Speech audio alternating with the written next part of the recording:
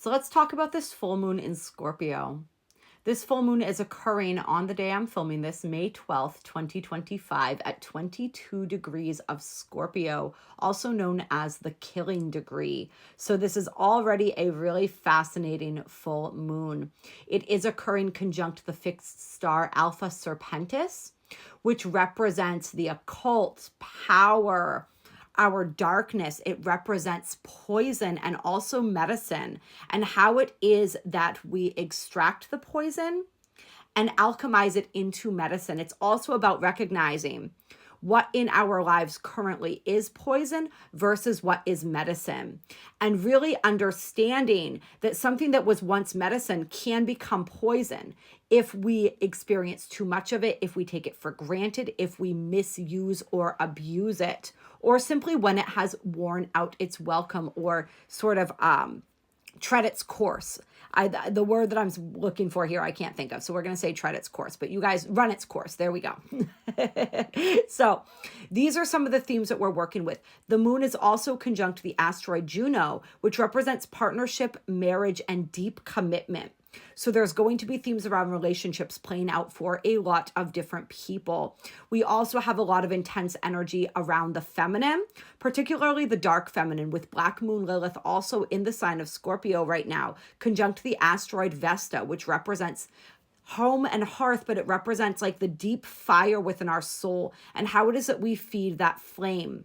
We also have the moon opposite the sun conjunct Uranus in the sign of Taurus. So there's a lot of revolutionary energy. There's a lot of energy that is pushing us outside of our comfort zone. There's a lot of energy that's asking us to level up in some sense, to get more real, to get more authentic and truthful with ourselves about what we truly want, what we truly desire, to no longer be afraid of what other people think, to no longer toe the company line, so to speak, but to really step into and own our own energy, to own all the aspects of ourselves, particularly those aspects that Black Moon Lilith represents that may be seen as taboo or unsightly. This is the time to voice them. This is the time to explore them in a healthy manner.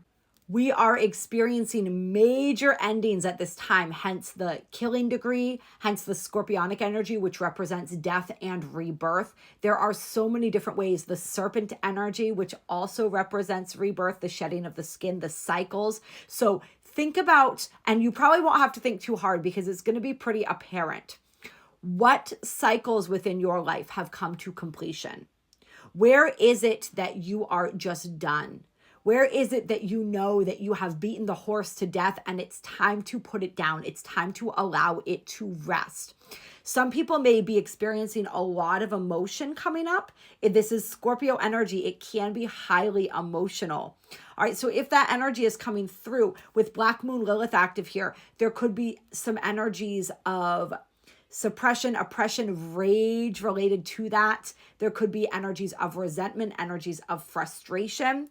Whatever it is, deep sadness and grief and loss, just let it flow through you. Don't hold it in. Spirit is really emphasizing the loss and the grief piece here. And Spirit's emphasizing the fact that when a part of us dies, when a major cycle ends and we go through this period of transformation, a lot of times we don't let ourselves grieve for whatever it is that we're leaving behind, whether this is a person, a place, a perspective, a version of us. And it's okay to do that. An addiction even. Grieve it if you need to grieve it. If you're feeling sad, and I can liken this and sort of to my own journey when I gave up narcotics and hard drugs. I had to grieve that. Yes, they destroyed my life. They almost destroyed me, right? They were once my medicine and they became my poison. But it was still hard to let them go. And even after I let them go, it was sad. I was sad. I had to let go of that whole identity surrounding that too, because they and the cultures that I was within, the people that I hung out with, the whole world that I lived in, because it was honestly really its own world, right? That had all shaped a certain identity, a certain version of me. And there were aspects of that version of me that I really liked. And there were aspects of that version of me that I had to let go in order to evolve, in order to grow. And it's okay that I felt that way, right? It doesn't mean, it just is what it is.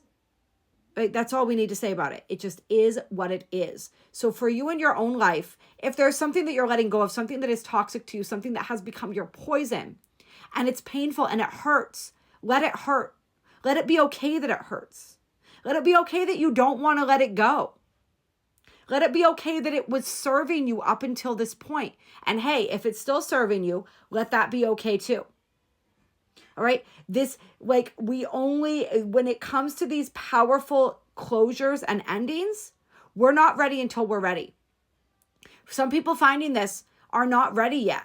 And that is okay. And that's, you need to hear that that's okay. So I'm here to deliver that message to you. You need to experience what you need to experience, not one thing less. Not one drop of sadness less. Not one frustration less.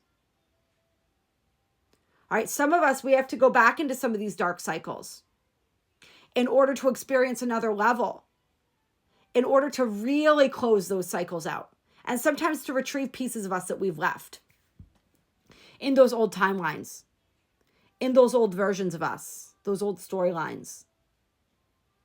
Whatever your journey looks like right now, simply honor it.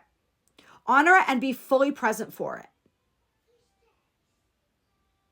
Let it be what it is without trying to make it something else.